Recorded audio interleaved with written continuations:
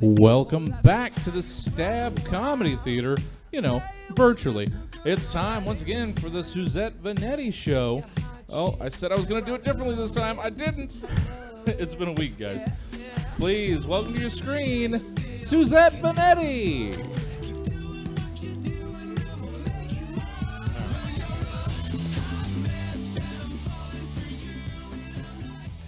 Hey viewers, how are you? It's June 7th. It's 7:05 p.m. It's a Sunday. It's summer. Hi, how are you? Welcome to the Suzette Veneti Show.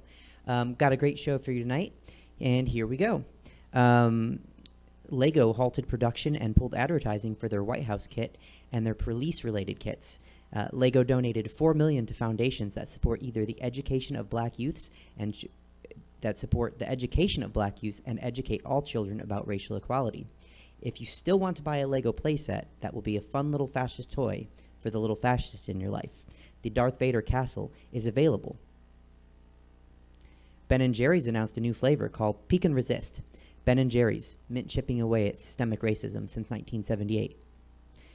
To counter that move, the notoriously racist ice cream maker from the Midwest, which isn't saying the Midwest is racist, the ice cream maker is, Oberweis, countered, and they have a new flavor. It's called A Few Bad Apples with a Thin Blueberry Line. Fuck Oberweis. Trump said last week that his way to fight racism is a strong economy. The comment has been viewed as controversial by some due to the fact that racism was, prior to 1865, literally the backbone of the American economy. I'm starting to think that maybe the conservatives don't even want Harriet Tubman on a $20 bill. In recent news, locally, 40 protesters were arrested in Sacramento, along with 25 police officers who were arrested for war crimes against the protesters for excessive use of force. JK, we're not in that timeline. We're in an alternate one. That's from the good one. Sims are literally peeing fire in the latest update to Sims 4. Our society has clearly become so wicked that God has resorted to sending plagues for our video game characters. Called the gonorrhea glitch. Don't catch it. Everyone is sharing posts and lists to support black-owned businesses and restaurants, but you have to be careful, as some of the businesses on the list are out of date or include businesses that aren't actually black-owned. So do your research. But here's a tip for you from me. Stay away from Rachel Dolezal's pretzel shop. Mayor Muriel Bowser changed the street name and intersection in front of the White House to the Black Lives Matter Plaza. Lesson, as always, don't fuck with black women. Trust the drag princess on this. Queens are going to be queens. And to Mayor Muriel Bowser, yes, queen. K-pop fans have dominated white supremacy and anti-black hashtags this week. Anyone searching for hashtags like White Lives Matter or White Out Wednesday and Blue Lives Matter was greeted with endless pictures and performances of popular South Korean music groups. There's no punchline. That's hysterical. In this week's weirdest story, Brandon McCormick. Maybe the weirdest story? I'm not sure. This has been, like always in 2020, a very weird week. Brandon McCormick of Utah, the old white guy with the bow and arrow, got out of his car in front of protesters and, while preparing to stab them with a hunting knife, screamed, "All lives matter." McCormick, the proud owner of 3 new felony charges, claimed that he arrived to the scene to protect the police, which is really strange because previously in his life, Brandon McCormick was convicted of attacking a police officer and received a felony count. We haven't seen a character shift and arc this unpredictable since Game of Thrones Season 8. In a related story, 2 Buffalo police officers that shoved 75-year-old white peace activist Martin Gugino to the ground have been arrested and charged.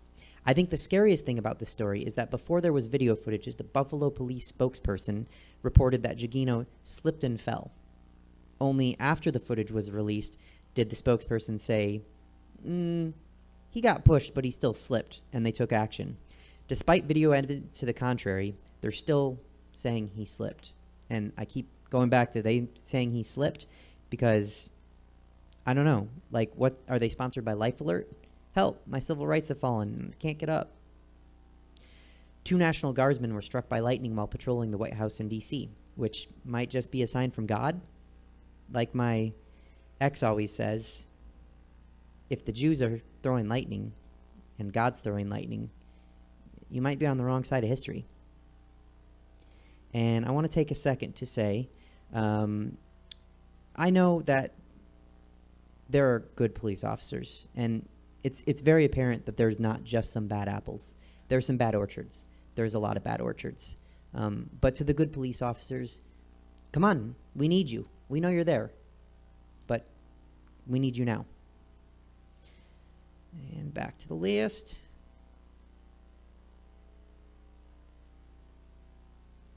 I don't have jokes for these yet, but also in the news, TV cops are donating to Black Lives Matter funds. Trump thinks George Floyd is looking down on employment numbers, and Akon is starting a whole city in Africa called Akon City, and it's going to be funded by Acoin, a bit currency. We might have jokes on those one day. Vegas reopened this week. Changes made in Sin City allow the gamblers to come back, including sanitizing dice and wearing face masks. And the face masks, of course, are on everyone, including the showgirls, which is funny because now there's more fabric on the face of the showgirls than on the body of the showgirls. Overall, Sin City denizens are happy to be there. But remember, we're still in a pandemic, so now you'll be gambling with your life and your money. And finally, remember how badly we wanted 2020? After 2019, it was like, oh, we want 2020. It looks so good. It looks so good. And now that it's here, now that we're with 2020, there's no way out. And it doesn't look nearly as good as we thought it did. And ladies and gentlemen, that's how you get 90 Day Fiancé'd. Anyhow, I'm going to go to the show now. It's fantastic, and we're going to enjoy it. And let's bring in Clifton Ellison with What's the Tea? Clifton, can you hear me? Yes, can you hear me? I can. Hey, so, oh God, this week has been some shit. It has been some shit. As you can see, I have moved. I have boxes and things behind me, so that's why I'm strategically placing the camera a little high, so I'm not putting all my business out there. But this week I went to my first protest, and it was something that really kind of, in the midst of all the bullshit, it really warmed my spirit to see over, I believe, like 2,000 people on the right side of history. And the thing that they don't show you on the news is the peaceful protests, the people actually wanting to learn, people talking, people engaging, people organizing. And there was people of all walks of life. I saw Taryn there. I saw a lot of our local drag queens there. You were there. We must have just missed each other. It was a lot of people. There were a lot of people.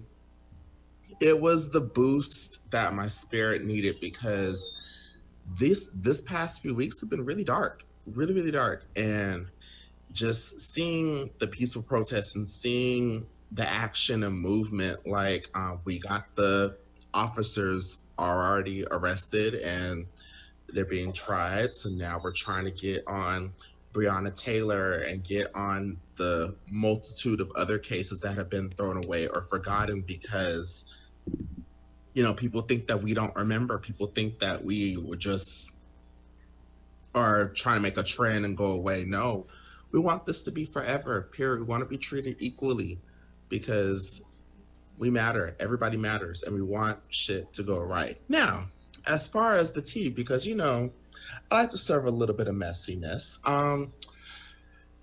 One thing that has came out of all of this is, unfortunately, a lot of our local gay and lesbian and of all the rainbow family have really started to show their ass on the internet.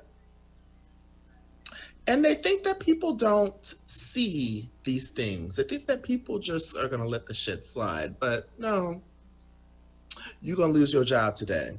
You're going to lose your man today. You're going to lose your things today. Because if you're sitting here on Facebook saying, run them over and things like that, but then you want to be at Pride with your shirt off dancing to Lady Gaga, you can't have both, baby. So we're going to snatch that job away.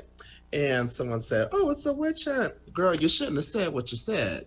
If you didn't say what you said, then there wouldn't be something for me to screen cap and your job wouldn't get called. So Yeah, there's been a couple people that lost their job this week, and to them, that's it. So that's what they get. Clifton, I have a And then question. Oh, I'm Mhm. sorry. Were you done? Oh, I was going to say one of my favorite quotes, and it's from the comedian Monique, and it comes from when Monique was on this wonderful, fabulous show called Charm School that I think that you should watch on Hulu when you get the chance. And I quote, when you do clownery, the clown comes back to bite. And the clown came back to bite multiple times this week. Now, what was your question, Suzette? Okay, so I saw a little bit of what David, David, he was working on for the show. He sent it to me. And there are some quotes about pride from Marsha Johnson and her saying that maybe it's not worth celebrating if everybody doesn't have the same freedoms. That part. Okay. And I would say this is probably the first year that I don't feel like it's the middle of June. Usually I'll be covered in rainbows, glitter, twirling, and everything like that. I don't feel it. Like we got a lot of work to do. No, I'm with you. I mean, you know me, I have a rainbow dress, and instead I'm in something a little more muted. So I guess my question is it appropriate to say Happy Pride? Yes, exactly. You should still be proud of who you are. You should still be proud to be an ally or be a part of the community. But with that, you should also be aware that a lot of our members of the community are not being treated equally, and that in order to have that pride, that we need to make sure that everyone is treated equally across the board. And that's really all we want. And it's a damn shame that we got to do all this just to get that. That should be the bare minimum. It should be. You're absolutely right. But I will say I'm so happy, just like you, to see so many people out there of every orientation and color and religion and everything fighting for this fight. And that really makes me feel better. This is probably the best I've felt since 2015 when I looked around the world when Obama was still president. And I was like, okay, humanity is good. And then, 2016 happened and I was like, no, humanity's not as good as I thought. I take it back. But this is telling me that there are people out there, and all the more important that we get out there and vote and do the research in who we're voting for. And it might be a choice of, two people you don't want, but we gotta make our way to change. So I guess for now this is not the time to play. I'll say Happy Pride, but we got work. We got work. Okay. A lot of work to do. Okay. How's the new place? It's good. I'm not as butch as I thought I was. I don't know how to put things together. So thankfully my roommate was able to help me put my TV stand and my bed together and everything like that. Now I just got to work on these walls behind me. They're very bare, but I'm going to make them, hopefully by next week's episode, there'll be some things behind me on the walls and everything else. And we have a wonderful dog too. And I love it here. It's amazing. So if you ever, I'm sad we're not neighbors anymore, but I'm sad about that too, but I'm looking for a new place. So if you see one next to you, let me know. And hey. If you have a spot on your wall and you need a poster of somebody, holla. We'll leave a spot for you right over here. Okay. Well, anything else? No, that's about it. Honestly, I think with the world on fire, the celebrity tea is at a very, very minimum, which I'm actually happy about, because if anybody tried to pull the whole "what about me" thing with all this going on right now, they will probably get red for Phil. But I will say one last thing before we go. If you want a nice little distraction, Drag Race All-Stars is on, and without spoiling anything, I was pretty happy with who went home. Okay. Sometimes when you stir the pot, it just blows up in your face, and that's all I have to say. I can't imagine. You can put two and two together. I can't imagine that we are going to not have something important to talk about next week, but if we don't, we can talk about Drag Race All-Stars. Oh, we definitely will. Okay. Well, thanks for hanging out, Clifton. Thank you. Love you. Miss you. Miss you too. Bye. Bye. All right, and that was Clifton Ellison. His information was on the screen. Remember, if you're watching out there and you want to throw some coin into the Venmo of any of my contributors or guests, it's right on the screen. It's right there. Stab's information is right here above me. I was going to hold up a green fan, but it's green. You can't see it. Green screen. Anyhow, we're going to go with Mean Dave. Mean Dave, are you there? Oh. Yeah, testicles, 1, 2. Hey, how are you? Sorry, Justin. Oddly enough, busy. And I'm not even participating in all of the. I mean, not because I don't want to. Well, I mean, it's. I mean, I don't want to, but I'm not. It's not because I wouldn't want to, and I'm not there in spirit. I'm a lazy person, and I'm afraid of the cops. So I haven't, and not afraid of the coronavirus really, but I don't want to be around a large group of people that are yelling. But I'm all for them yelling because I agree with everything that's been going on the last few couple weeks. I forgot I had Facebook friends that are police officers. And I found that out after I made a joke online. I said, if you want to make a police officer know how all of this feels, just step on an innocent donut right in front of one and, make it a jelly one. And so they could really see it bleed. And one of my police officer friends clicked like on it. And so I got to say, Ronnie is one cool BART cop. But yeah, other than that, my other friend actually is a police officer. His name's Mike, and he's been to some of my comedy shows. He knows my sense of humor. It's strange to kind of look at the world right now and really see something that, when I was 13 years old, I remember looking, I've actually had this discussion with one of the, I actually had a rant I sent Chelsea here, who's also on your show, the other day.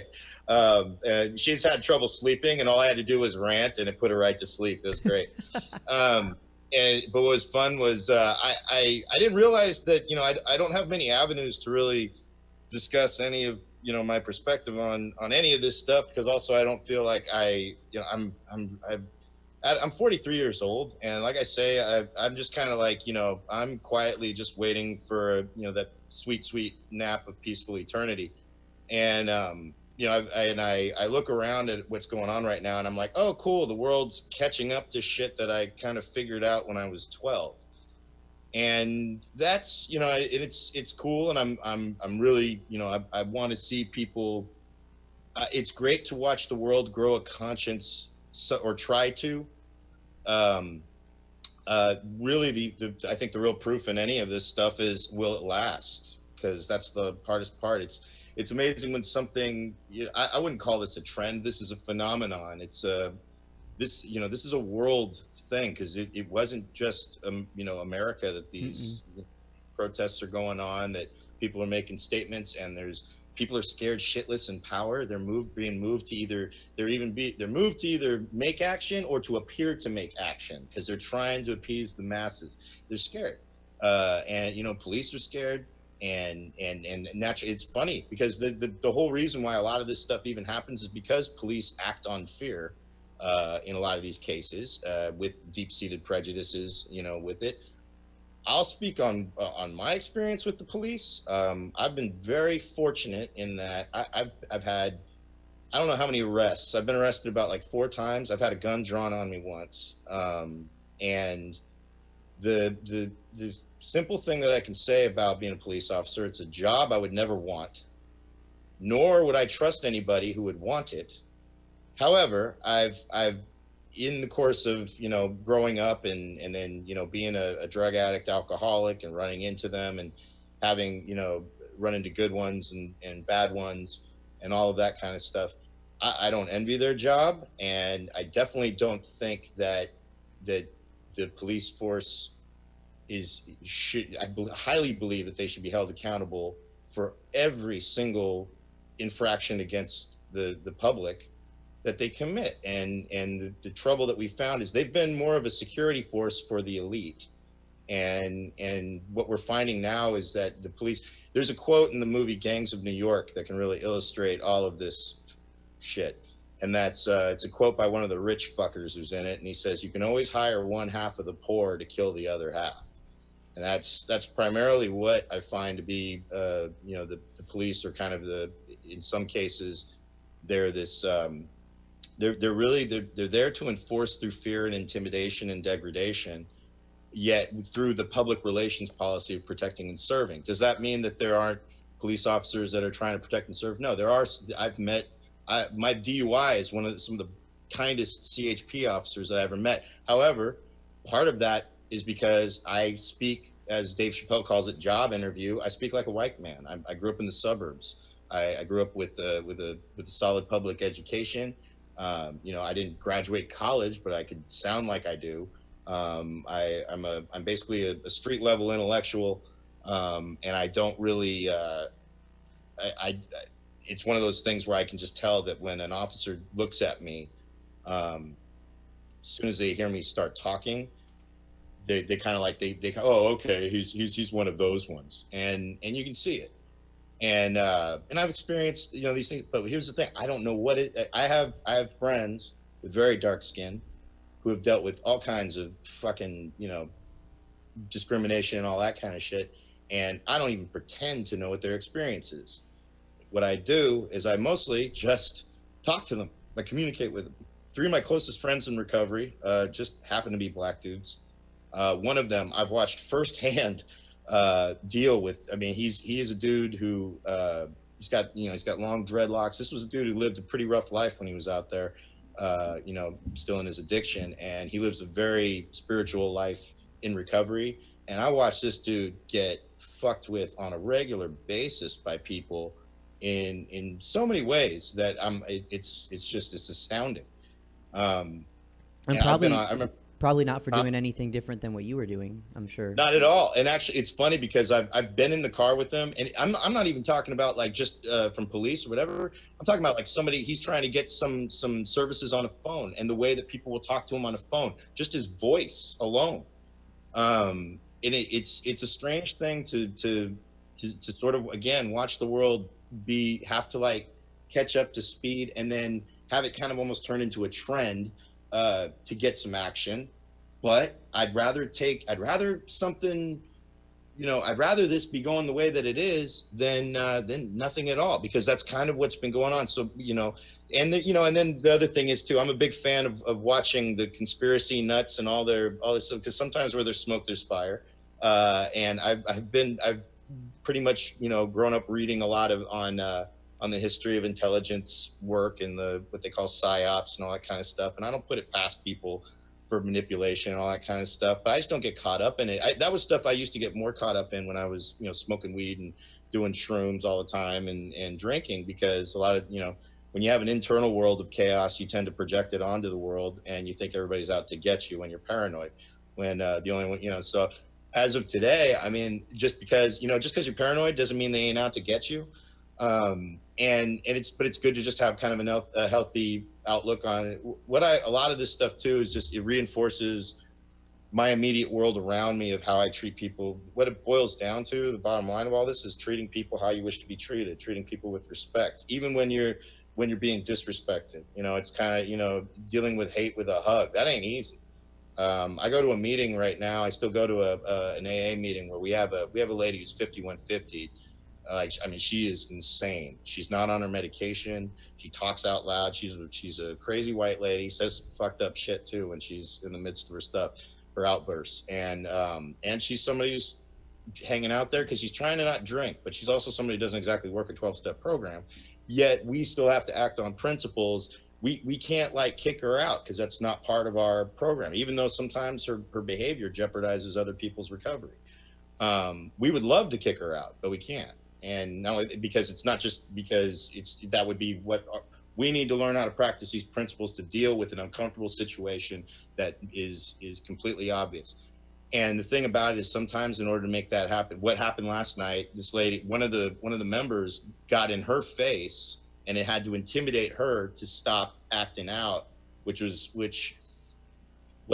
kind of what I looked at as some of the stuff that's been going on with these protests, is that, as much as I hate looting and I hate, all the stuff that happens, not because it's like if you're gonna loot, like you don't have to break the windows. Figure out a good way to break in, so you don't have to, less to clean up. Or that's just my stupid response to that. But I understand that what sometimes that kind of chaos is what causes people to move. So it's like as far as all of that shit that was going on, I hate to say sometimes, you gotta, the squeaky wheel gets the grease. Well, sometimes you gotta break that fucking wheel off if no one's addressing it. Oh, go ahead. I'm sorry. Oh no, so that's just kind of like the things that have been going on right now. What I'm grateful for is that initial wave of the violence that was accompanying everything's kind of passed, and what we're getting to is a ongoing coordinated effort on many people's parts to really address, to put pressure on accountability. We're trying to hold the culture accountable, and hold the police accountable, hold our leaders accountable. And that's a principle of recovery. I'm watching the world try to do what we say in recovery, do an inventory, and the world agrees. Like that's the thing about it is you're looking at people in other countries and they're organizing protests in places that aren't even in America. That says something. That's saying that this is kind of like this strange spiritual revolution of like, we see what's going on. We know that people are getting hurt, and we want to let you know that. And it's more, I know I was watching people get all nitpicky with the black square confusion on last Tuesday. And I'm like, yes, social media is an empty gesture and stuff, but you know what? Some people are trying who maybe never tried before. So it's, and the people that were shitting on people doing that, guess what? Spoiler alert, they were white people, mostly nitpicking about what other, non-black people were doing, trying to show solidarity. And I'm like, easy. All right. It's like, it's a, I get it with the hashtag if you're like, cause they were trying to get information on the BLM movement and all that part, and just let people know, but don't be treating people like assholes just because they're trying, even if it is just on social media. And I'm somebody who loves to trash people on social media. I'm the first one who loves to do it. So if I'm defending some, like, hey, they're trying, fuck you. And it's mainly because I see the motherfuckers who would do that shit. And they're all these smug assholes who I know are just doing what my friend, actually, I forget what it's called. They're doing, it's this performative allyship or whatever the fuck it is. It's like you're doing it because, again, you're running for the mayor of yourself. And you're trying to, you're trying to let everybody know it's more than virtual signaling. It's like, I want everybody to know I'm a good person. And I made a joke about that earlier. It's like, that they check your Twitter and your Facebook to make sure that you were good and evil before they let you into heaven or hell. I call it churching. It's like, so it doesn't matter sometimes if you go to church because someone's going to say, well, where'd you sit when you went? And then you're like, there. And they're like, well, you didn't sit as close as I did. And then if you do sit as close as they did, they're like, well, did you sing all the hymns? I did. And you're like, no, I sang the ones I knew. And they're like, well, did you tithe enough? It's like sometimes just being in the building, like you said, is a first step for some people. Mm-hmm. And I'm not advocating people go to church. What I am advocating is maybe letting people do what they can without, judging other people, without knowing where they're coming from, I guess. It really boils down to communication. It's just communication. Like this is how I did my part today. My friend Akil, again, just coincidentally, black dude, he's one of my best friends from recovery. This is how I did my part. This is the message I sent him this morning. I said, hey, how are you doing? I haven't seen you in a while, and all these protests are making me feel guilty. I haven't been nice enough to you, and it's making it kind of awkward. And he said, damn, Dave, that warms my heart. I'm trying to do this fucking Zoom shit for Area. That's one of our NA meetings. And he goes, I've been chilling around the house. Dad is having surgery right now. And it was good. He says, I'm okay overall. Yeah. Thumbs up. So I did my part. There you go. Well, thanks for doing your part. That's good. I think that's my segment this week there for you. So right thanks on. Again. Yeah, absolutely. Thank you again. Thanks, everybody. Thanks, Dave. Yeah. All right. Peers and Queers, that was Mean Dave. His information was on the screen. Make sure to send a coin if you can. Shows up every week, brings a segment, and warms people's hearts out there. And he even took the week off to stop making fun of some people on the internet. So I love Mean Dave. And with that, we're going to go to Chelsea Bearce. Chelsea, are you there? I am. Hi. How are you? How are you? Good. I'm good. Yeah. It's heavy. It's heavy this week. It's a heavy week. There's a lot of shit going on. Yeah. It's crazy. That's why I'm good, because I'm with my friends. We're talking about important stuff. I'm not great. Right. I can't be great while everything, is the way it is. No. You're white. You can't be great right now at all. That's against the rules. But let's talk about something equally as important as the BLM movement and stuff like that. We're still in quarantine, guys. It's still happening. We're still in quarantine. We're going to make bad decisions. How many of you have texted your exes? Let's all be honest. Suzette, have you texted an ex? No. You fucking liar. I'm not. Absolutely. I'll show you my phone. I have not texted an ex. Have you been texted by an ex? No. We don't leave Well, it then, we don't leave it on good answer- we don't leave it on good Then- terms. No, you're doing something wrong in a relationship. If you're not being texted by an ex at all in this quarantine, I mean, you just weren't that good in bed. Sorry about it. Okay, so here's the issue. Here's the issue, okay, is that we've been in quarantine now, 2 years? I mean, it's so stupid. It's a long time. It's a long time. And I am starting to get antsy. I'm texting people I should not be texting. It's not okay. It's not okay. So let me tell you one of the ones I'm texting, and it's really bad, okay? I have a 4-year-old son, okay? I have a 4-year-old son, everybody. And I have never been married, but I was engaged to be married to this guy, okay? His dad. There's a correlation here. So I was engaged to be married to this fucking guy, and it didn't work out, and I'm going to tell you why. Okay, this is the story of how I met this piece of shit and then made a human. Okay, and now I'm like, oh, why not?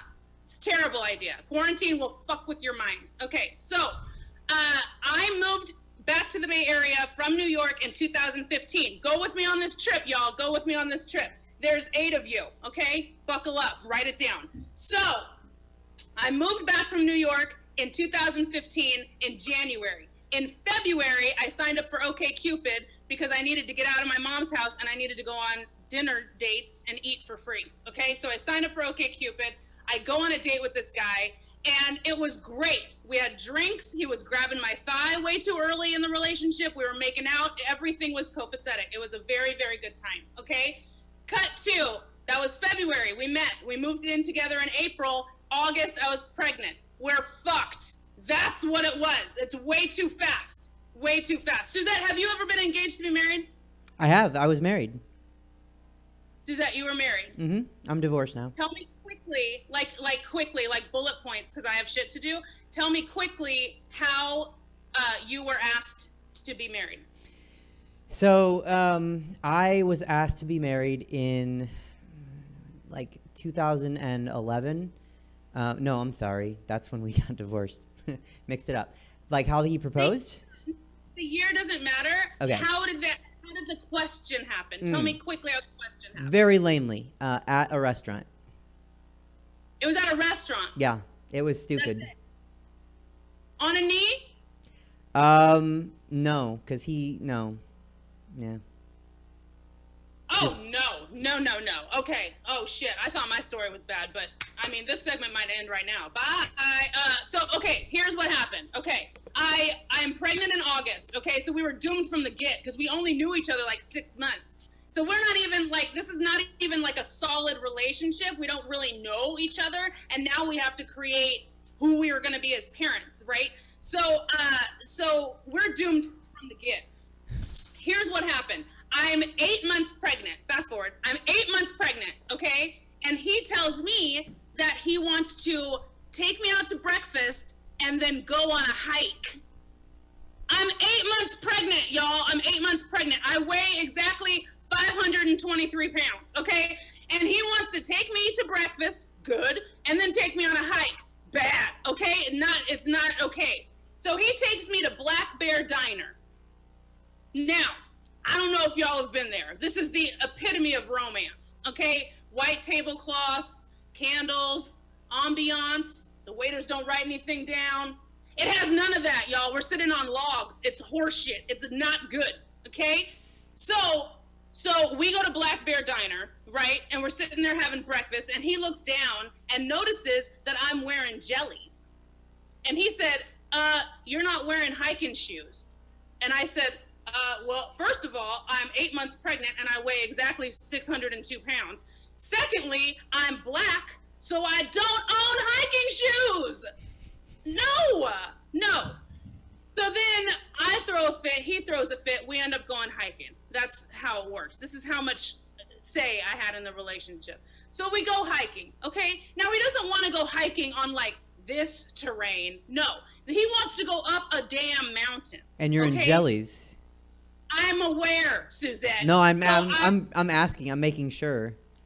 Yes, I'm in jellies, and I'm pregnant. I'm 8 8 months pregnant. You're approximately 627 pounds. Walking up a fucking mountain wearing jellies, my swollen ass feet are seeping through the holes in the jellies. You know what I'm talking about? There's holes in the fat ass feet seeping through the holes, and I'm climbing up this mountain, you guys, after eating Black Bear Diner breakfast. Okay, I already weigh 714 pounds. Okay, and I just ate Black Bear Diner breakfast, which also weighs 714 pounds. Come on. And so we started going up this hill because he said he wanted to look over the city. What? I have seen a city. I don't need to see it when I'm 8 months pregnant, wearing jellies on the side of a mountain, weighing 846 pounds. I don't need to see it. I don't. So we go up this mountain, and then he starts taking off. He's in front of me, and I'm to the point where I can't even see him anymore, right? Now, I'm big anyway, okay? But when you add a 8 month pregnant belly to these tits, do you see these? I do. It is heavy. It's heavy. It's ridiculous. You're welcome, viewers. Let me see if your viewers went up after that. It did. We got 9. Okay, so now we're at the top of the fucking mountain. I turn the corner, and he's down on one knee, and he shows a ring, and he says, will you marry me? And I said, okay, sure. Because I didn't know there was another answer to that question. You never see those proposals. I figured if someone asks you, that's the only answer I've ever seen. Yes, okay. So he gives me this ring. Now, Suzette, check it. Wait, Suzette, what was the ring that you got when you were engaged? Was it good? Was it a good one? Yes, the proposal was bad, but the ring was good. It was a 2-carat princess cut diamond in a platinum band. Oh my God. Okay. Yeah, money. Oh my God. Okay. Mine was turquoise. Like it was a turquoise stone. That's it. It was a turquoise stone. It didn't look clean, right? And I'm like, oh. So then I'm trying to give him the benefit of the doubt because my birthday's in December, and I was like, oh my God, maybe he actually did, like he thought about what gemstone is December, right? No, the motherfucker didn't. I said, oh my God, what is this ring? And he said, stop laughing at me. He said, I'm laughing at him. Oh yeah, no, he's a piece of shit. Because I saw that coming. This is the point, you guys, is I texted him because I am out of options. I'm so fucking alone. I've fucked everything in my house, and now I just need something with a pulse. It's out of control. It's so stupid. Okay, so he gives me this fucking ring, okay? And it's turquoise, and I said, oh my God, thank you so much. And he said, it's been passed down in my family. It belonged to my great-grandmother. And I was like, yo, dude, this is a deep-ass ring. This carries some shit with it, right? So I was super excited. So then the next day we go to his mom's house, okay? This is after I tumbled down the fucking mountain in my jellies after weighing 973 pounds, right? So I tumble down and we go home, fine. We go to his mom's house the next day, okay? And to tell her that we're engaged now. And she sees the ring on my finger and she said, oh, that looks familiar. And I said, yeah, I bet it does. It's from your family, right? It's been passed down. She goes, no. And I said, what? And she said, no, it hasn't been passed down. When Josh, that's his name, y'all, Josh, don't fuck with Josh. He said, when Josh was a baby, we went on a road trip and we stopped at a rest stop and there was a gift shop that was next to the gas station, and I told his dad that I liked this ring, and he paid for it with the gas to fill up our car. Right. Cut and print. I was like, I looked him dead in the face, and he's not looking at me. He's hiding his face. And I was like, what the shit? Like, this is not from your fucking great-grandmother. It's not from your grandmother. It's barely from your fucking mom. When you said it was passed down in years, like, I'm thinking 76, not the fucking gas station 76. Like, what is this? What the hell is this? So, needless to say, we didn't get married, you guys. And I'm no longer on OkCupid. Now I'm on Bumble, because fuck that. Fuck that site. See? He gets it. He gets it. So stupid. I'm single. Anyone out there? No one's straight that watches your shit, though. I don't know why I'm saying No, this. we have some straight viewers. Okay, good. Yeah. Well, find me on Bumble, fuckers. I will DM you. We can just talk about dating next time, because I could use some help too. Absolutely. I've heard good things about Hinge. I'm not on it myself because I refuse to internet date, but I've heard really good things. I found out about Hinge from a show that I was doing in San Francisco, and I asked a couple where they met, and they said, oh, this is our first date. And I was like, oh my God, that's like Christmas for a stand-up, right? So they were on a first date, and I said, where did you meet? They said online, and I said, which app or website did you use? And they said Hinge. And I said, Hinge? I just learned about Bumble. What the fuck is Hinge? And this bitch looks me dead in the face, and she goes, oh, you wouldn't know about that one. It's the classy one. That's what she said. I know. I know. She was That's white? what she said to me. Huh? She was white? She was white. Yeah. But the dude was black, though.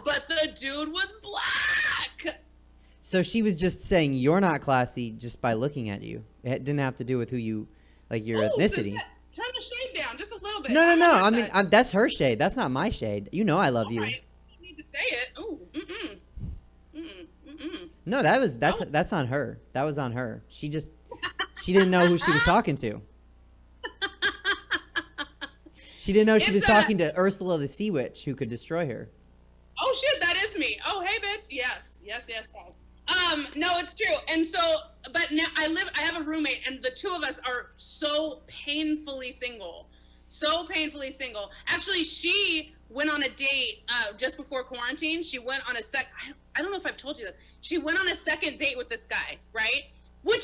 Second date, which means she went on a first date with this guy, okay? She goes out on a second date with this guy, and she sends me a text message. I swear to God, she sends me a text message, and it says, OMG, how did I not realize this guy doesn't have any teeth? I swear to God, that's what I know. It's so true. That's dead ass what happened. And I was hosting a show. A show when this shit happened. I'm not kidding. I was hosting my own show, and right when she said that, the comic on stage was like, thank you, that's my time. So I read that and had to run on stage, and I'm crying with laughter. I cannot hold it together, right? And ever since then, like now, like she's been like, meeting people and stuff like that and blah, blah, blah, blah, blah. But because I asked her so many questions. I was like, how did you not notice that this fucker didn't have any teeth? Did he not eat in front of you? Did he not talk in front of you? Like, what was the date? Was it go-karts and he was wearing a helmet the whole time, and then he said goodbye with the helmet on, and then she left? Even if it was go-karts, you don't show up to go-karts in a fucking helmet. You do if you don't have teeth? No, you don't wear a helmet. Like, no. So and now I told her, I said, you have to ask specific. Now she goes on dates, and she only asks questions that have TH in them. She's like, what's your favorite day of the week between Wednesday and Friday? Just like because now she's got like full on PTS teeth. Like, I don't know. It's bad. It's bad. And now she'll go to the grocery store, which is already a huge production to go to the fucking grocery store. Mm-hmm. And she'll be like, oh my God, I saw the cutest checker. And I was like, bitch, we're all in masks. Okay? None of these fuckers could have teeth. Stop. It's not good. We're really single. It's a sad house. Well, when, restrictions are lifted a little bit, I'll come and we can just all be single and have a night about it. Good. Yeah, let's make it even sadder. That's great. Okay. Well, yeah, we can brainstorm a solution. I don't know. You know what? I've never dated anyone with no teeth though. That's I have something up on her. So. You and me both, sister. So I have some questions for you. Oh, great. Okay. So does this segment have a name yet? No. Okay. I never know what I'm going to talk about until I log in. I'm like, I don't know. I have no clue. That's cool. I just, every month or two I got to ask. All right. You decimated one of my questions that I ask my interview guests. Which Disney princess am I? And you want me to retire that question, which I will respectfully do that. No one will ever answer that question better than me. You asked which Disney princess you are, and I said you were Ariel. Except you're fucking Ariel when she turns into a fucking human, and she can't speak, and she has no idea how to walk. Boom, nailed it. You did. Next. I said you decimated it. Okay, so what should I ask my interview guest instead of that, since you destroyed that question? Oh, Jesus. Does it have to be about you? Is this, the Suzette Veneti show? I mean, it actually is. It's awkward, but I think it's kind of fun because then it lets the guest poke some shade back. But okay. That's why I like that question. But, I don't know what to ask now because you destroyed it. I know. It's too good. Mm-hmm. It's way too good. But don't you ask them which Disney princess they are? Isn't that what you still ask your guest? Well, I was just going to retire both of them. Oh, you're retiring the whole Disney thing. Yeah, I mean, I can still ask which one are you, I guess. All right.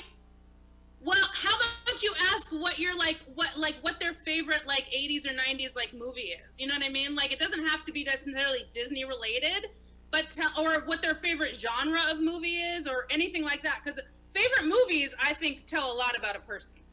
Yeah, but that doesn't have anything to do with me. No, I'm kidding. I could ask that question. I'll try it out. I don't care. It's not my show. I don't care. I don't even know what to call my fucking segment, so don't even... Well, yeah, no, this wasn't like you have to, I'm asking for your help. This was like, bitch, you broke the question, so now you have to replace it with something. Oh, okay. Yeah. I didn't know that. Maybe by next week. Maybe that'll be my segment. It's a sign of respect, really. Yeah. Next week I'll come with better questions than Suzette's. Boom! I love you. All right. Well, we have a lot to talk about next week. Dating, questions. Thank you so much for being here. Are you staying safe amongst the quarantine and the civil unrest? Yeah, bitch, I don't leave. I don't go anywhere. No, I'm here in my house in the sad sack of walls. I'm not doing... Yeah, I'm safe. Yeah, fine. Well, I mean, you're texting your ex, so you might go somewhere. Ooh, bitch. All right, segment's done. Bye. Have a good night. I was going to say, don't go to the rest stop gas station. That ring was unleaded. Thanks for coming on.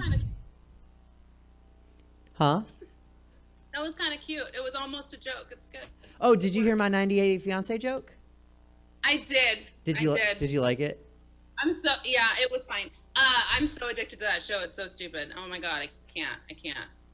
I'm so addicted to that show. And I don't know, it's weird because I'll watch that show and it will equally make me super jealous that they're in a relationship, but also make me never want to be in a relationship again. It's crazy what that show does. It's like watching Intervention. I watch Intervention and I need a drink to get through it. It doesn't make any sense to me at all. I think it's doing the wrong things. I'm sorry. I'm crazy today. I had coffee at 6 p.m., so it's not good. I'm insane today. I'm so sorry. I'm just more speechless on that. I don't know what to say to that.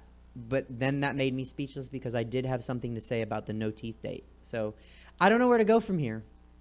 Yeah, no, we can just end it. Go to someone real. Bye. Love you. Love you too. Bye. Happy Pride. Okay. Peers and Queers, that was Chelsea Bearce. Her information was on the screen. Make sure to send some coin if you can. She is here every week and helps make the show better, just like Clifton and me and Dave. Send them some coin too. And with that, we're going to go to our first interview guest this week. Let me pull up the intro and actually do this right. He's seemingly always on the road or in a podcast studio. He just recorded a special for Dry Bar. Peers and Queers, Mike Masilotti. Hey. Hey, Mike, how are you? Good. How you doing, Suzette? Tired, hot, concerned about the world. How are you? Yeah. I'm doing all right. I'm doing pretty, all things considered, pretty decent, but, kind of a bummer week overall, but trying to be positive about everything, Yeah, hopefully hopefully everything leads to change, Yeah. And I was thinking when me and Dave was talking to me, sometimes it's better to take the long road to get there, because he was like, I can't believe we have to, and Clifton said the same thing. It's crazy that all this has to happen just for equality. And it's like, yeah. That's true, but hopefully we get there. Hopefully the long journey gives us something. So it is crazy. What have you been up to during the pandemic? Luckily, I have a podcast studio I opened up about a year ago now in like the Miracle Mile in LA. And it adheres to all the quarantine guidelines, the 6 feet away, and it's media, so we're allowed to stay open. So that's kind of awesome. So I've just been, our clientele went down a little bit, but just been trying to help people, keep their voices out there. And, for a lot of people that are, I don't know, a lot of times when this stuff happens, you don't think that your opinion matters as much. Then we start talking, like I keep hearing different people say maybe one line out of an hour of listening to them talk that completely changes the way I think about a topic. And for instance, I was listening to this guy, Rob Parker, who's a sports analyst, talking about the whole Colin Kaepernick thing. And they were saying that, the percentage of black people that are in the military it's way higher than any other percentage of any other group in the military. Really? So I didn't even know that. And it's like these things you don't think about, even in the civil or like all these different wars, like when this, people, a lot of my black friends tell me their families were like fighting for the country when the country wasn't even fighting for them in a way with their rights. And that kind of opens your eyes a lot. Like I look very white, but I'm actually from, my family's from Venezuela. So I grew up, like my parents are immigrants, my brother and sister are immigrants. But it sounds really weird to say, but like I always got made fun of out of all my family for being like more of the white kind of gringo looking one. And joking around with them, I was like, I see how we get treated differently, literally the same blood, just a little different like tone of our skin. And it is kind of eye opening when, you get to people, I don't know. It's like I feel like a sheep in wolf's clothing in a weird way, if that makes sense. Not saying all black people are wolves, or white people are wolves, but it's just like people come up to me assuming I have this giant like history, I'm a balding white guy, but to me, I got the Venezuelan flag, right? Like this is my love and my blood. So it's kind of weird. So I always try to remember that too when you see different people like trying to assume too much, not only just by how they look, but everyone goes through, in your life, the different people you meet, the different experiences you have. So it is kind of cool. I do like that everyone has the ability to talk about their own experiences, because I think that does matter. Like we all can help each other realize stuff, because everyone's a lot deeper than they look, Yeah, no, that's something we talked about with me and Dave, and I know Chelsea's kind of the same, is maybe everyone's journey is different, and maybe you're different than what people assume automatically. So you're right. You're dead on. Yeah. I also think we might be at different points in our journey, because sometimes when people come at me all like they might be there already and they're getting mad at how other people think, it's like, hey man, like 5 years ago, I wasn't mentally there and I am now. So be patient with the people that aren't there yet, rather than just, swear them off like, oh, they're never going to learn. Like they're in their own process. And the more that we're supportive to people, even if they disagree, then the more that they can actually see, why we think the way we do. And just, it sounds so simple to me, which is just act the way you want other people to act toward you. It's just simple stuff that I feel like as an adult, it's embarrassing to look at. If we just stick to treat people the way you want to be treated, just don't, it's just simple. It's embarrassing that I think just a country, as a world, that we are still dealing with these issues overall, at this point. It's 2020, and we're talking about, there's literally protests and marches over equality. It's crazy to me. This is such a weird time, but at the same time, I love that everyone finally feels we're all on the streets and marching, and everyone's you feel this love. It's awesome. I've never felt that. I've been to a couple of protests, and it really is this, people want a change, and I feel it's going to happen. There's no way it's not going to happen with the the anger and love people have together, that's what changes stuff. I mean, you smash that into one ball, and then, you know, I feel like, yeah, I've already seen a lot of changes, even the way people are talking and being held accountable. That's the main thing. Like, too many people aren't being held accountable. And lately, I think that we're thinking about that more and speaking a little bit more with reason rather than just to speak, you know? I think speaking with reason and listening, and like you said, you know, people are in different places in their journey, and it's important when you find someone in a different place for both parties, for the one party to be willing to listen and the other party be willing to explain. You can't just yell at someone and say, you're doing it wrong. You suck. Get out of here. You need to say, like, you need to find them on their level, and they need to be willing to meet you in the middle. And then there needs to be dialogue and communication.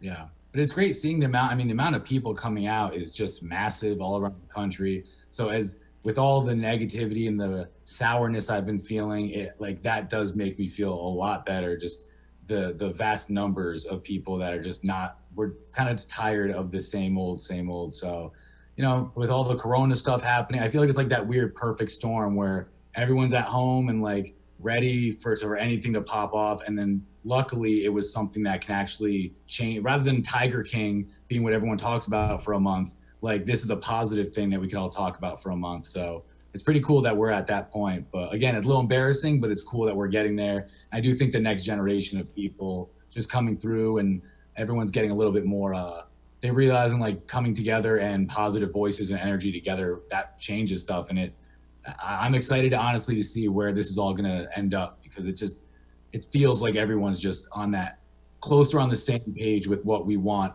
as like what we accept, you know what I mean? Yeah. So. Are you finding that because your podcast at your studio, they're still running, like you said, it's important for people to still have a voice.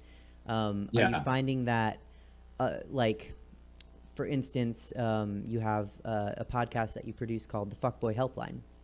Yeah. Are you finding that, like, the topics are kind of shading towards what's going on? So I've noticed a couple of the podcasts took a week off this week. Like, I have one that's we just do a lot of news stories, and I took the week off because, like, I didn't want to just joke, or like, it was all about just joking around about the news. I didn't really want to joke around about this stuff. It just seems a little bit too real, and like, it's some things I'm just like, I just want to kind of glance over that, but I also don't want to ignore it, because then that seems also disingenuous, just ignoring what's going on. So I noticed a couple podcasts took a week off. But we have some really, honestly, there's this podcast called Hood Take and Hella Vibes that these young black kids out of Compton come through, and it's two different podcasts back to back. And it was one of the most, eye-opening podcasts for me to watch, because this is them speaking from like what they've lived through, like, and they're a lot of the dudes tell me they're athletes. Like, the one dude was in the G League in the NBA that was a guest on, talking about some of his bad experiences with the police when he invited them into his house, because he was playing a video game and he was being loud because he was losing, and someone accused him of being in a domestic violence disturbance because they heard him swearing, and he threw his controller. But then the cops came in, they're looking for someone. It's like the benefit of the doubt is instantly not there. And this guy was even like, he's in a nice house, he's got money, he's like, how much further do I have to get in my career before I can get any kind of love my way? So it's been I will say the new podcast coming through, a lot of the people that do talk about it are getting awesome and real with it. But I did notice a lot of people kind of taking the week off to give the platform, or if they just didn't feel like, my podcast is so new. If we were going on longer, I probably would have taken, we've only done 2 episodes on my other one, Best Champions. Mm-hmm. And I was like, I just want to take this week off. But it's hard not to talk about what's going on, but it's also, you don't want to be a broken record. So, Where can people find the podcast that you produce, like the 2 podcasts that you were just mentioning? Fuckboy Helpline, you can check out on YouTube. Not that. The two from the guys. Oh, the other ones. Fuckboy Helpline too. All of them. No. Where can people find all of the podcasts in your studio? Well, Hood Take and Hella Vibes are both on, I guess on Facebook or YouTube. You could look them up. Or on Instagram. Denzel Diggs is the host, and he usually live streams them every Saturday through his page. He's the host of Hood Take, and he's one of the co-hosts on Hella Vibes. But it's very, I love the podcast studio for the one fact of like this. Like, I met these people a couple months ago, and now we talk all week. They're some of my most exciting people to come over. And then when this happened, it was they're going to be the guests on my podcast this week. Wednesday night we'll be streaming at 9 p.m. on my Best Champions podcast or my page, and the Hood Take will be on, and we'll be taught that. I feel like that it was already booked, but it's like it couldn't be more of a perfect first group of people to have on after all this. And yeah, it's pretty cool that like thankfully a lot of small businesses had to shut down, and luckily we fell under the umbrella that got to stay open. So. Right. Yeah. No, I mean, I'm really grateful to be able to do it here at the Stab Comedy Theater. And, you know, we considered like, should we do it or not? But I think we cover the issue in a respectful way. And luckily they were okay with us doing it. So I was, you know, I don't want to go away because I want to keep the dialogue out there. But I am lucky, and I have them let me do it here. You are smart and resourceful, and you built your own podcast studio. Why did you decide to do that? Honestly, I just built one in my room in Seattle like 4 years ago, just because I wanted my own podcast. And it started with, you know, you plug in a microphone to a recorder, and then after like 4 months, it's like, all right, well, let's get a camera. And then after the camera, it's like, I get 2 cameras. And then it got to the point where my actual apartment, I would have it look like a recording studio just on camera. So if you look to the left or right of the camera, it's my living room and my kitchen. But you would see on like the studio, and people started hitting me up asking like, hey man, it's a beautiful studio. How much do you charge to rent it? And I had to let them know like, oh, this is my apartment. This isn't for rent. And then like literally a couple months of that went by, and I just thought like, I think other people might use this. So me and my buddy Nolan Culver, we built it was the smallest space you could fit 4 people in. And it just started, I mean, the first couple months were brutal, like really rough. And then little by little, it started picking up, and we moved to a bigger space, which I'm so proud of now. And like, we're talking about multiple locations by the end of the year. So it's been the craziest from literally my room to like, I mean, our own office building with our own concierge. It's like, it's just great how it worked out. But it was literally, it was for me. And a lot of times when you do things for yourself, because they work, other people, you know, would want to use it as well. So luckily people are enjoying it. Right on. Are there any personalized modifications or good luck charms in the studio that help you stay hilarious? We have a couple of this is a corny thing for me. I have a microphone. When I was doing stand up in Seattle, the producer microphone is actually the microphone from the stage at that comedy club. They had to buy a new mic one day, and when I took that mic, I was like, that's the first mic I used there, and so many different big comics I liked and respected used that microphone. So it's in the studio, and the producers probably look at it like, this is this old garbage mic. Why don't we use the nice ones like everyone else?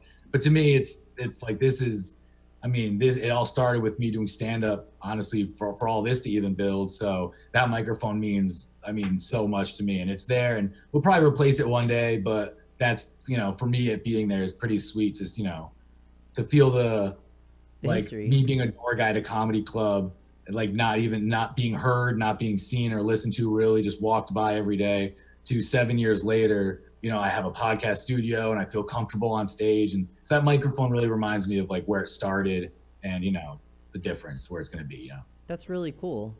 What do you like about podcasting? Honestly, I think podcasting, like I do stand up, I love stand up, but I think podcasting is the realest form of a person. Because when I do my act on stage, I practice it every night. I go over what I'm going to say. You find the right words. You might riff a little bit if someone says something, and then you can joke around and then make something funny on the moment. But for the most part, you pretty much know what you're going to say and hope that the audience laughs when they should. But it does feel sometimes like it's so rehearsed that when I do a podcast, it's just me, what I feel, what I think, my thoughts right now. And that to me is like, I connect more with comics. I think I listen to more comics podcasts than even their stand-up. Like when their stand-up comes out, I'm excited to hear it a little bit, but it's like, man, I listen to you for an hour every week talking like a person. When I hear you on the stage, you can kind of feel the act a little bit, and it just seems a little bit less genuine. And a podcast is just as real as it gets to me, as long as people are being honest. And I try to be nothing but honest when I talk, because there's no reason to talk if you're not going to, speak the truth, or your truth at least. Yeah, no, genuine honesty is good. So you answered, I had a question, but I think you answered it. It was, what are the advantages or disadvantages to podcasting over performing live? And you, oh yeah. Yeah, you knocked that one out of the park. To stand up, you just filmed a special. Yeah, I just actually it was the last special like comedy like that weekend. Everything shut down March 14th. I flew out to Provo, Utah, and they almost didn't film. We were like the last group before quarantine shut everything down. And looking back, I am so glad we filmed because I went on the road for like 2 weeks on the East Coast, and then I had like a couple weekends of just a lot of work lined up to get the thing filmed, and I was super nervous. It was PG clean, which is, I'm not a clean comic, but most of my jokes are just about growing up and my life. So I just, just edited it a little bit, but I was so stressed out. But luckily, I mean, if it got canceled, I couldn't even think of going up. Now, I don't remember any of my jokes. I had to do a Zoom show a week ago, and I was laughing between every joke being like, I have no idea how this goes. I got to re-listen to my set. So I'm so thankful that I got to record that before the quarantine, because that would have been brutal having to do after. But yeah, I don't know. It should be coming out hopefully at the end of June or July. It's with Dry Bar Comedy. They do a great job promoting their stuff, and I felt really good about it. I know it had to be clean, but I don't feel like I wasn't me, which is what I wanted. Like, I didn't want to like come across like a robot that's just saying this stuff to like, put out this special. I actually feel like it talks about like me growing up, my life, and then my relationship right now. And it was, I was really happy with, I haven't seen it turn out, but I was happy with the recording for what it was. Yeah, I think, I similarly, I was surprised. I needed to film a clean audition tape for somebody over the summer. We'll see if I get to do it, if anyone opens up. And I went through my jokes with one of my mentors, and he said, this one's clean. And I was like, no, it's not. And he was like, sure, don't say this word, or just change it to this word, and it's completely clean. And I was like, oh, wow, you're right. Like, because you can allude to things, you just can't outright say it. So yeah, and it actually makes me, I was actually really surprised on, I had this one joke, and it's basically the your rating, it's just like a rating system. It's going up and down, and the one rating, I was like about a girl, you find out she's bi, and the number goes up, but I couldn't say that on stage. And the whole week I couldn't figure out what to use. And then when I did it live, I just said, she's a gymnast. And then the number went up and the place leveled. And I felt so good that I found a clean equivalent for this thing. I was trying, it felt like, realistically, I feel like I'm going to even keep that line in. It's so much, like you said, it alludes to the thing. Like, you just have to write better. You have to draw the picture for them to say without me saying it. And then that's just, so it is kind of fun. And it's harder, like a lot of people, it's hard to get booked, especially coming up. So I always tell people, if you can be clean, I get it as a promoter, so I used to run the Comedy Underground in Seattle for a while. And, when you're booking a show, like they're there to see the headliner. So anyone goes up beforehand that ruins the show, it sucks, So like when you're a headliner, I'm always like, just put, go balls out, do whatever you want. That's your show. But I'm always so nervous about beforehand saying, I just don't want to wreck the mood. So I always tell people, like, if you can be cleaner, not clean, but cleaner, it usually you'll get booked a lot more. And that's in the beginning, more bookings gets us better quicker. And that gets us to a headliner quick. So I don't know, but. No, definitely. I think that's important. So that kind of answers my next question. I was going to ask what you did to prepare for the special. Was there anything else besides kind of tweaking a couple jokes that you did for the special to prepare that you don't normally do? What's so funny is I had to do a couple things that I didn't even think about until last, like I shave my face every day, but it's like, I'm going to have cameras on me. I can't mess up shaving my face. So I went to a guy to do it. And then when he shaved me, I wasn't stoked on it.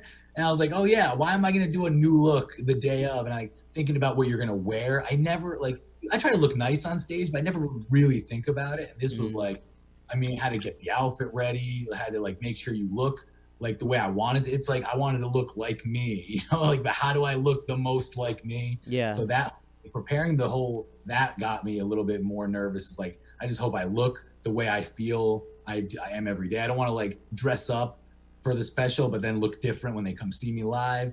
So a lot of it was just that. But luckily I went on the road, and we were on the road when I got the date. So it was one of those I'm so fortunate. I actually said no. They sent me a date, and I said no because I felt it was too soon. And then they didn't write me back. And then I told my friend that, and he yelled at me. He's like, are you kidding me? Say yes, say yes. I wrote them back freaking out. like, oh my God, I'm so sorry. I can do the date. I'll do whatever. And then they instantly wrote me back like, okay, you got it. And I was on the road, so mostly like from that second was like, okay, no more being dirty on the road.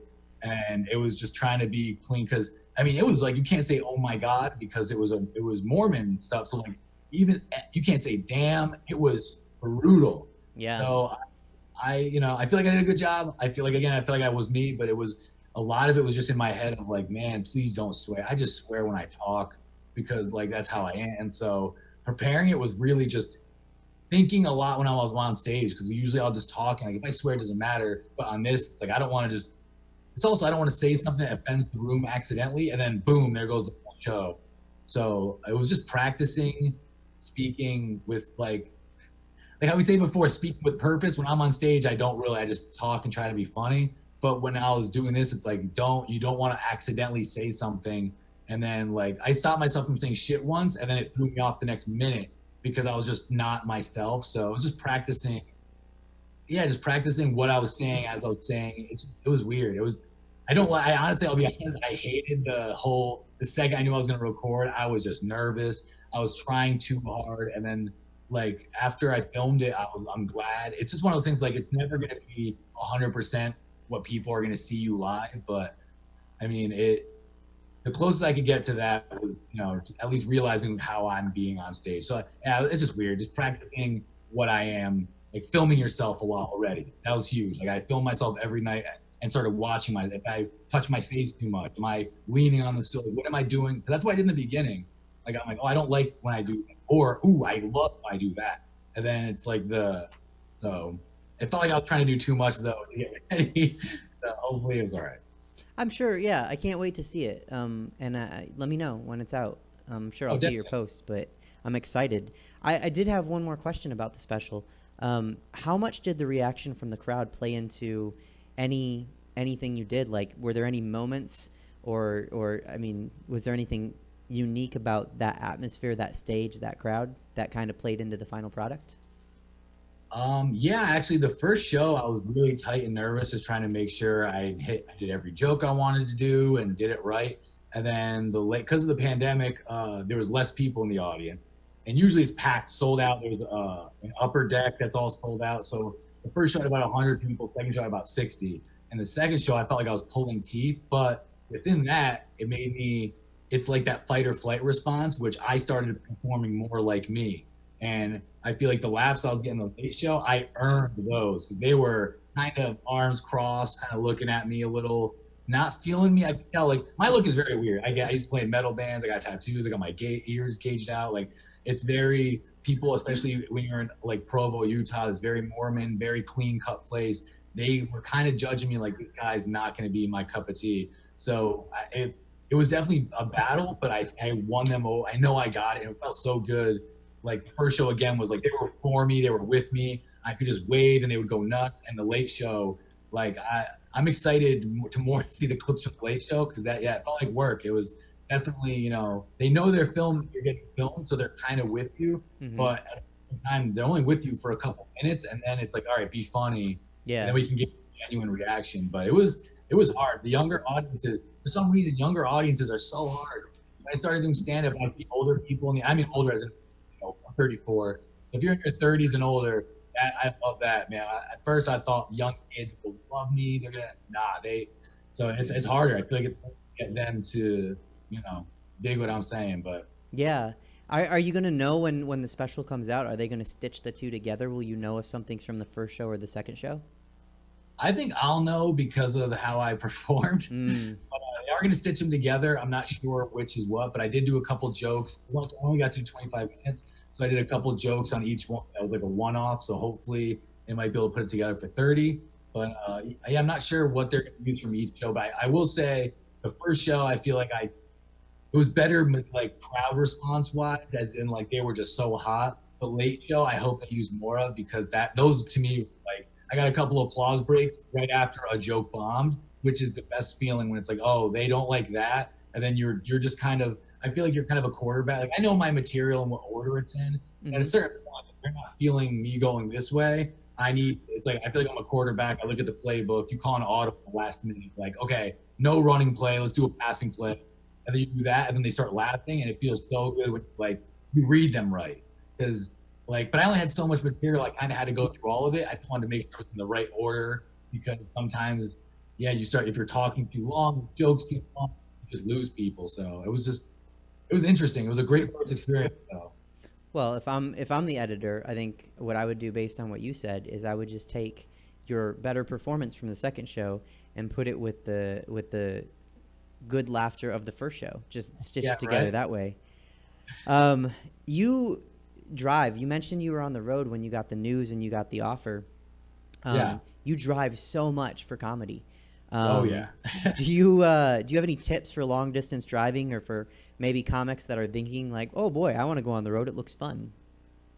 Oh yeah, I mean, honestly, learn to love long days. It is like, this is like, I drive. Like, I was in Seattle, and I would drive from Seattle to LA in 16 hours to do a gig, and then drive back to Oregon to do a gig. 17 out, like sleep in your car. It's brutal, but it's when you get those hotel rooms randomly, it is the best. Like a Motel 6 for free from telling jokes feels like you're in a Hyatt. Like with it, just the emotions you get from the little victories are worth it. But it's brutal. Like, but just make your car comfortable. I had a Prius and I killed it. I literally drove it into the ground. I had to buy a new car, and I had to tin it out so I could sleep in it, because that's how I save money a lot of times. Like that's the benefit, honestly, of being a kind of a guy on the road. A lot of the girls I do comedy with, like I feel like we talk about it. It's like I would never recommend like them sleeping a lot of, like I wouldn't want to sleep in a lot of places I sleep, to be honest.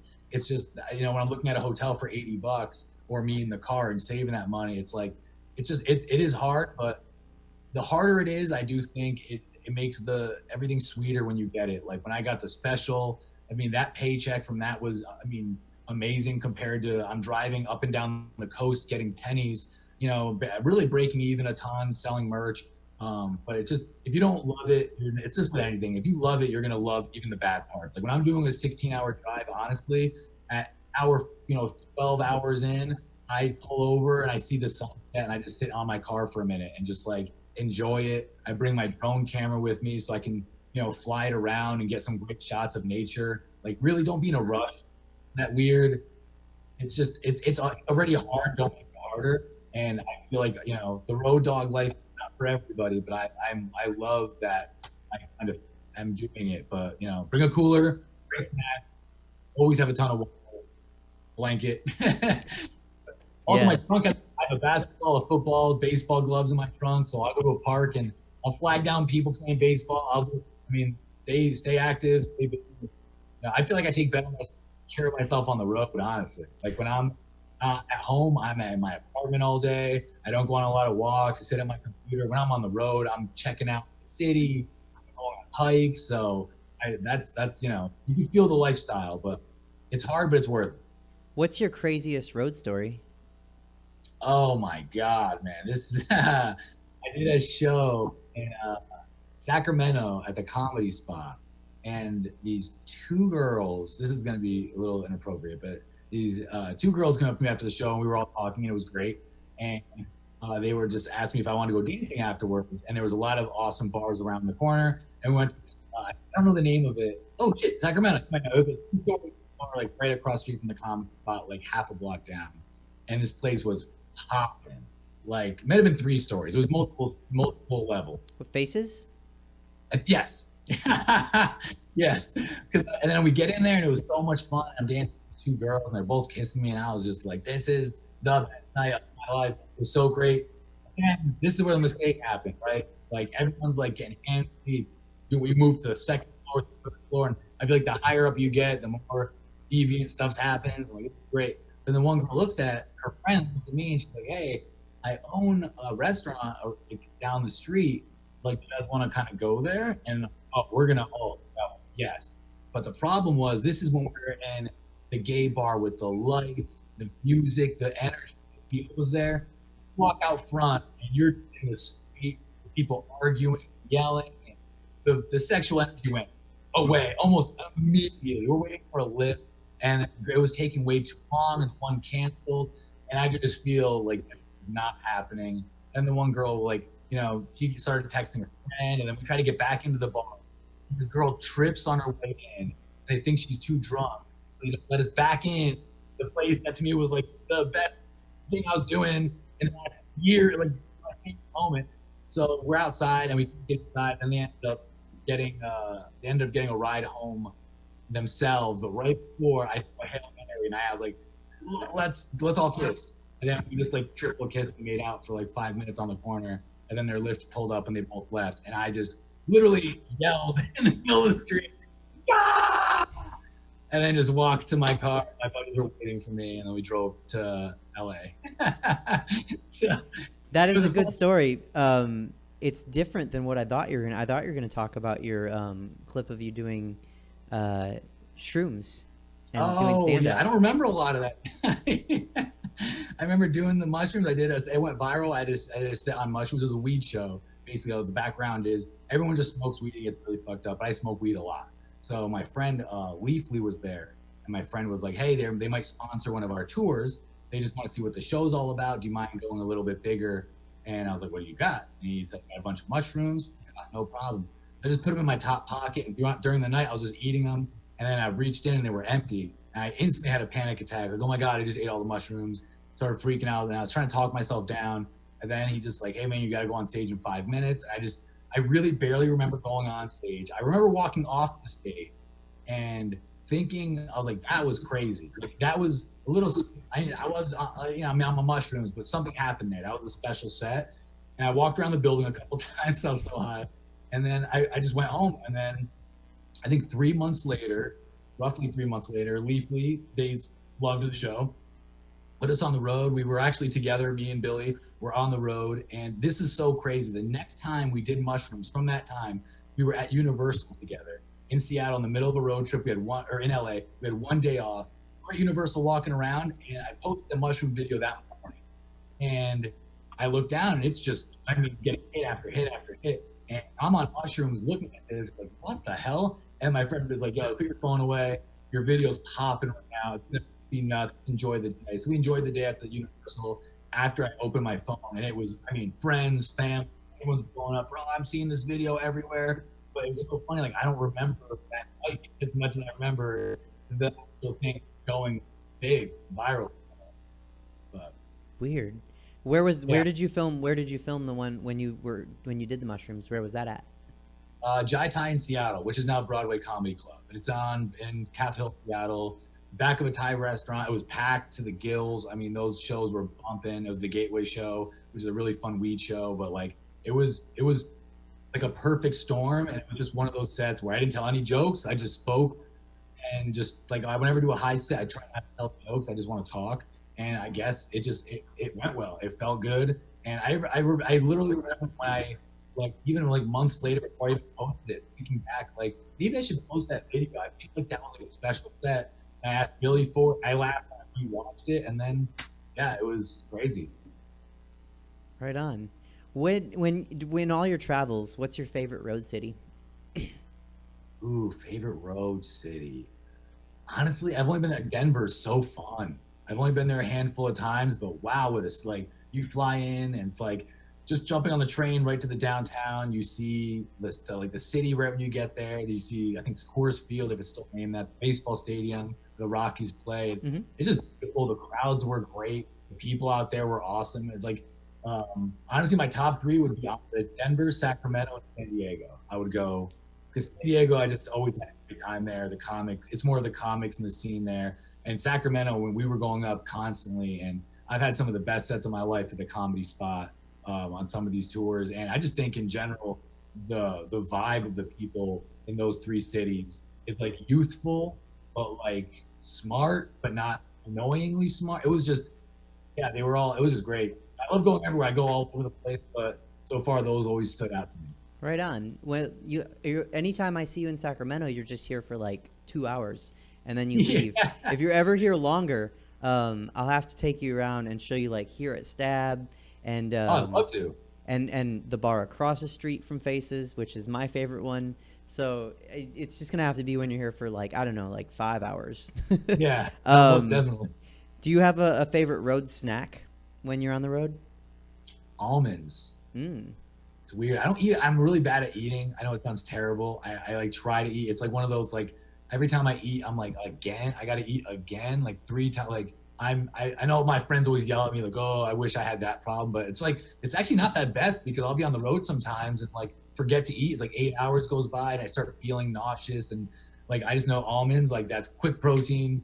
Like it makes me feel solid. It's a good energy boost in the morning.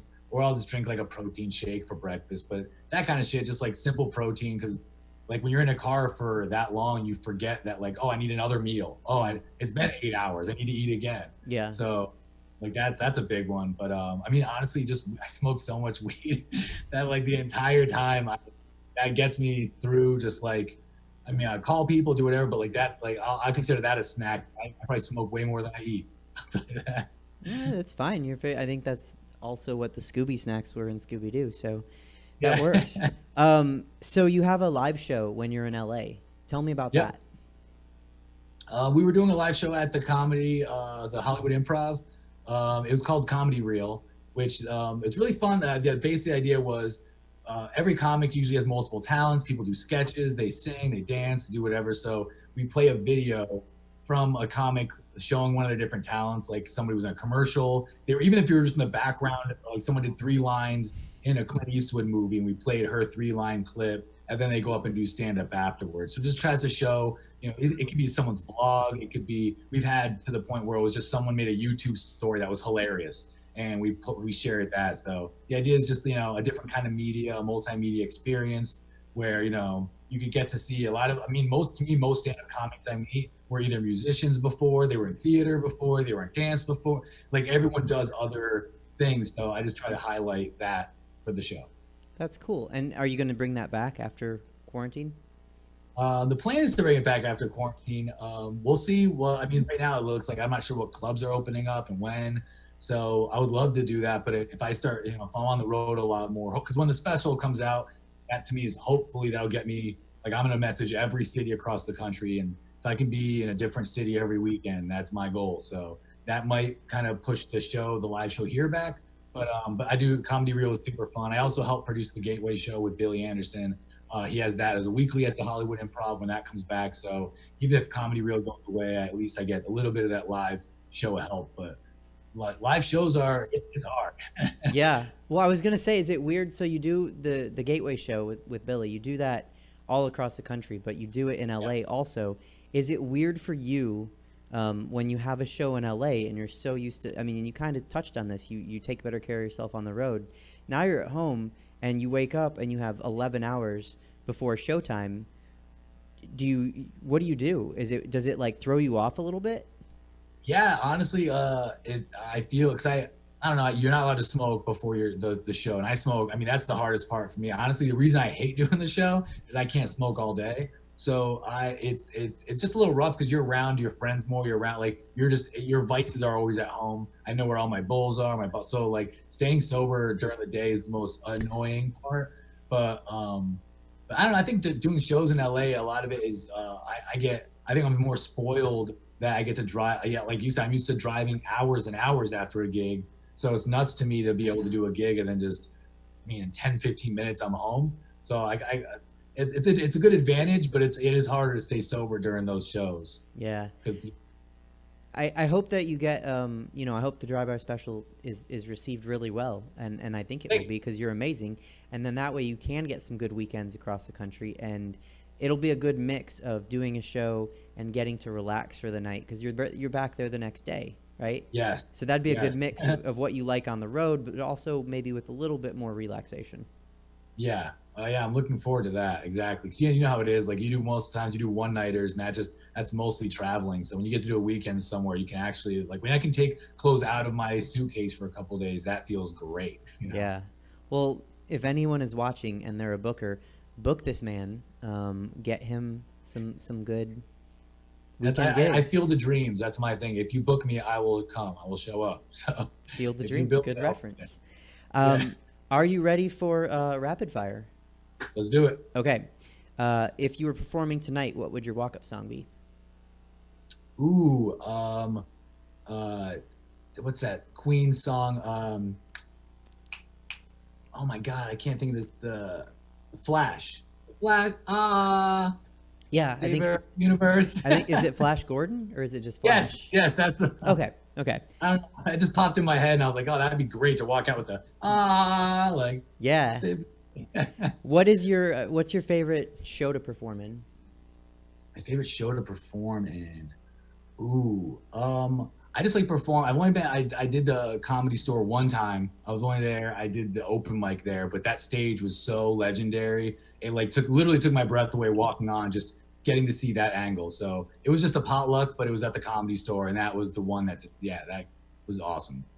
So I think that answers the next question. What's your favorite venue to perform in? Oh yeah, Comedy Store. I mean, the improv is fun. There's also clubs everywhere that are. I like honestly the Comedy Spot. I was always like that has a place in my heart just because I feel like that's one of the spots I became like I was comfortable doing comedy. Like Billy sent me to host the Gateway show without him one weekend, and it was just great. It felt so good like running the show and owning it. And a place in Denver actually, the Church of Cannabis is just. I mean, it's a trip. Like look up pictures. It's. Oh, I've seen. Great. Yeah. Yeah. So, but the viewers should look it up. The Church of Cannabis in Denver. Yeah, it's amazing venue, but it's more just so unique. Okay, this one you don't have to answer if you don't want to. What's the worst city to perform in? The worst city to perform in, honestly. Okay, mine so far is I feel bad because it's more the event. It was Coos Bay, Oregon, but I go to this place called the Mill Casino, and I have to do it's 30 minutes of squeaky clean stuff in a casino that has, I mean, everyone's scattered in the room. No one cares to watch the show. It's mostly a free show for them because they lost a ton of money. And it's 2 shows in a row. If it was only one, it wouldn't be that bad. But I've literally called my mom, like wanting to quit comedy after a couple of shows, like multiple. To the point where I've called her once again and she's like, "Are you in Oregon?" I was like, "Yes, I'm back at the Mill Casino." Yeah. So, be careful going there. Yeah. What's the funniest thing an audience member ever said to you after a show? Ooh, this is great. This girl told me, she's like, "Hey, you're really cute. I'm gay and I haven't been with a guy in a while. Is it cool if I blow you real quick?" And I was like, "Sure, this would be great." So we went to the back of literally behind the club, like the stage is right here. And say the audience is here. There's a hallway behind the stage. I was leaning on the other side of the stage wall, meeting this beautiful woman. And then it was crazy because after everything was done, she just kind of like gave me a kiss and was just like, "You're awesome," and walked away. And it was just that one. I told my friends, they still don't believe me. Like, "Nah, dude, like she could have been lying, but that was her walk up. Is for some reason she was just into it." And I love that. I love that I could do that. That's a good story. Who's your favorite comic? My favorite comic is I like Patrice O'Neill. He passed away years ago, but he just makes me belly laugh so hard. Like there's a lot of people I laugh when I hear them. Like I mean, like Dave Chappelle I think is great. There's Dave Attell. There's Maria Bamford. There's like a ton of like great but like for some reason whenever Patrice, and a lot of it's like relationship stuff. It's that whole like.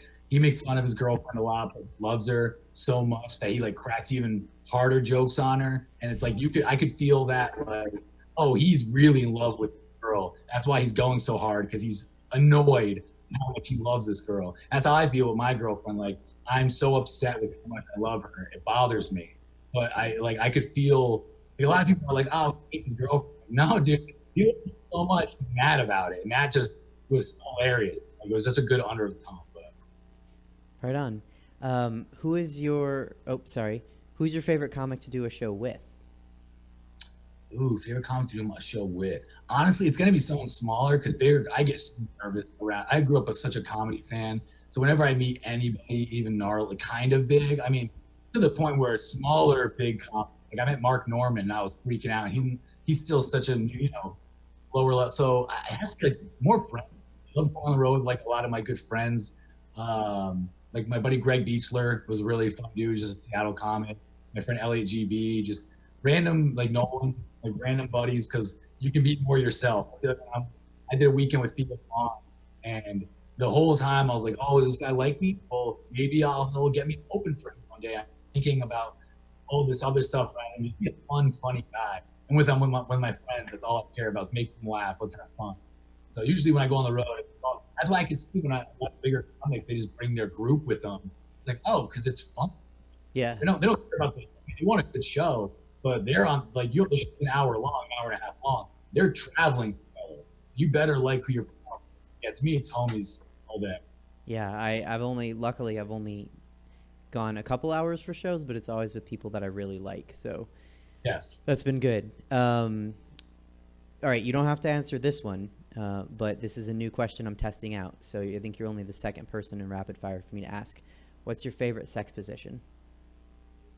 Ooh, this sounds lazy, but I like being under a girl when she's riding because I feel like you get everything. You get to hold the hips, there's butt action there, you get the boobs in the face, and then you can stand up and show that like, because sometimes you look like you're being a little lazy, then you can like move, like, I don't know. I feel like if you do it right, that's my jam. That's like, it's just the best. That's a good answer. Like, with their legs, you know what I mean? You feel they're like, it's so good. It's just, that's awesome. This next question is like kind of a 180 from that. Do you cook or bake? Do I cook or bake? Uh-huh. I can't really bake. I guess I cook, but honestly, I order out a lot. I try not to, but I don't have a ton of time. I'm not good. I don't know flavors that well, so I'd rather just pay someone to blow my mind with something delicious than bum myself out that I ruined another steak. Season it well. Fair enough.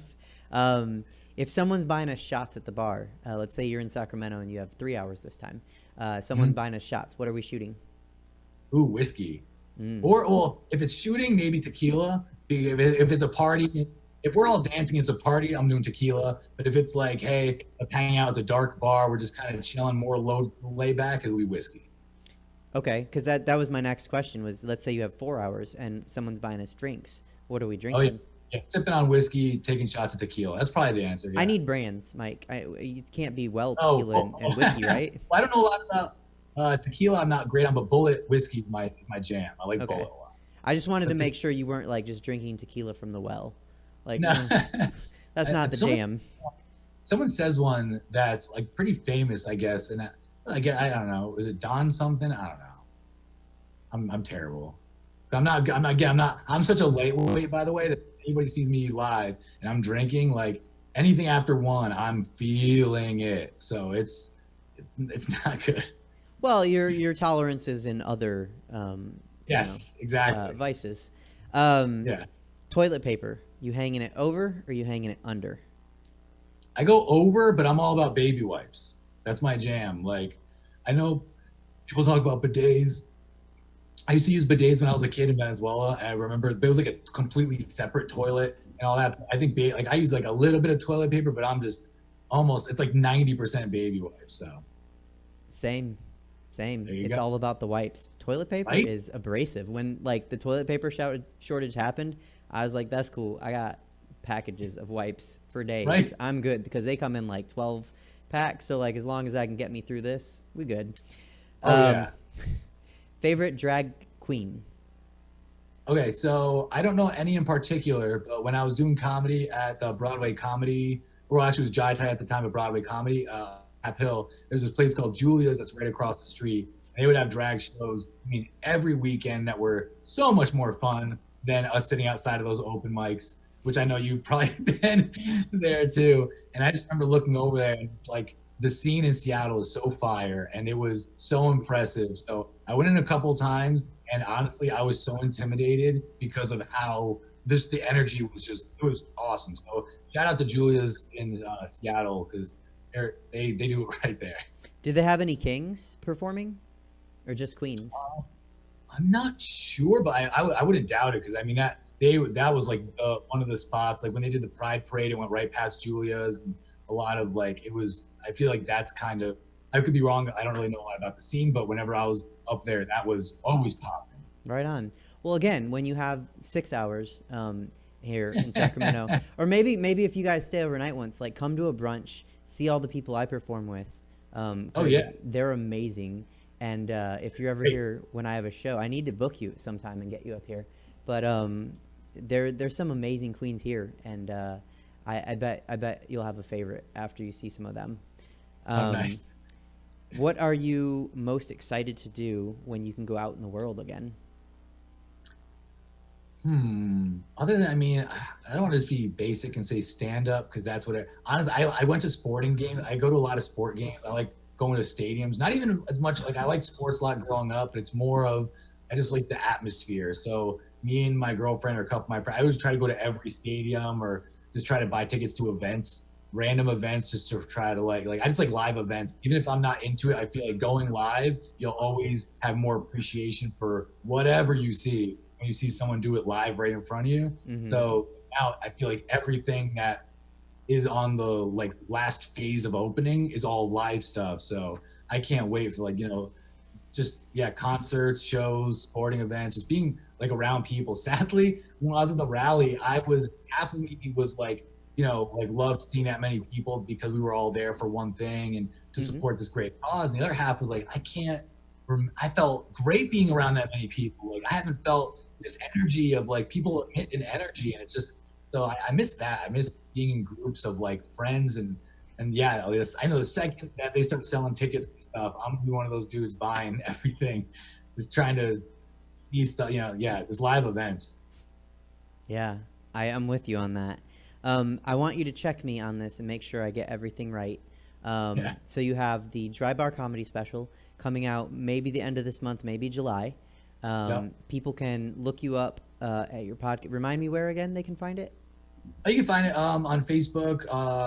Facebook and YouTube are like the easiest side. We live stream from there, but you can just look up Best Champions Podcast or Fuckboy Helpline, both on Facebook. They have their own pages, and you guys can write us questions and we'll answer them and all that. Right on. And those are every week? Yep, every week. All right, so people can look you up there. When all this gets going again, they can find you on the road. Do you post where your shows are going to be anywhere? Yeah, you can follow Mike Masilotti. I mean, either on Facebook or I have an actual comedy page on there, or MikeMasilotti.com.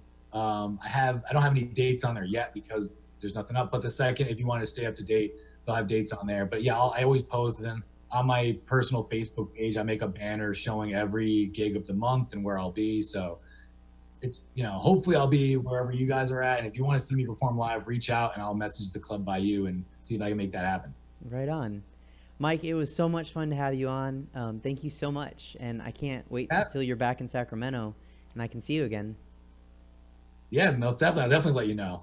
Yeah, please do. Anything else before you go?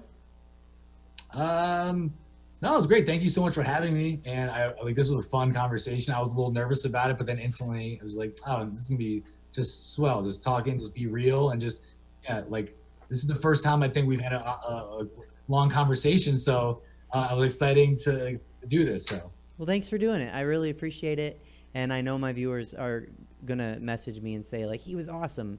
I've already gotten a couple. So thanks for being on the show, and happy Pride Month.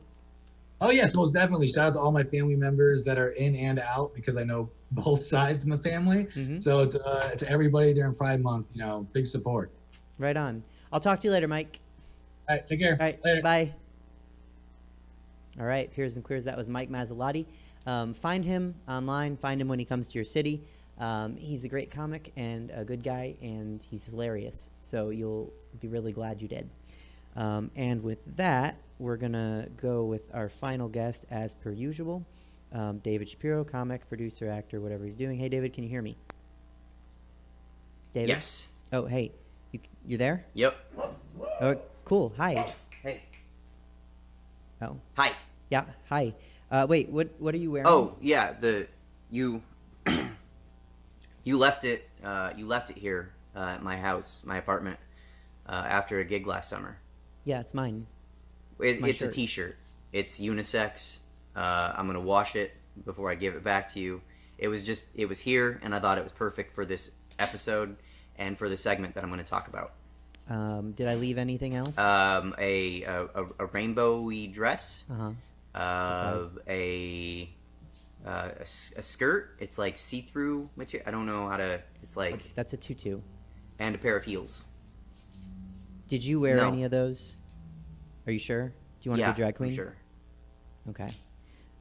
What are we talking about this week? I didn't know what to talk about this week at first, and then I saw a post on your Facebook wall that you shared, or people shared to you, actually, and I wanted to talk about that. The one about drag queens needing to take No, action? but I agree with that, too. Drag queens and comedians also should speak up, but the right ones, Mean Dave's right. A lot of people say a lot of things, and maybe we could use people that the best of the people saying the things. Okay. So what are we talking about? Anyhow, yeah.